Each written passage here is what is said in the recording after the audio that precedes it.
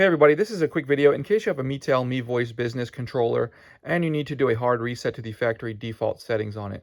Now there's kind of two reasons you would want to do this. The first one is troubleshooting. If this controller keeps crashing or if it's not connecting or not responding, anything like that where you're trying to fix it, a hard reset can fix a lot of these issues.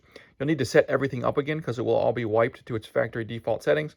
And that's the second reason you might want to do this. If you're trying to set this controller up as a new device somewhere on a new network or whatever, we can get a fresh start.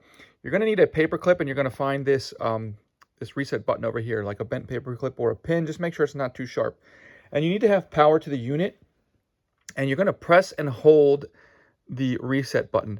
And you need to press and hold it between 12 and 16 seconds. If you hold it too short, nothing will happen. If you hold it too long, it'll cancel it out and it won't do it.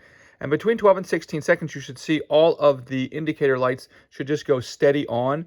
And that's indicating that it has been reset. At that point, you can let go, and it will be reset as a new device.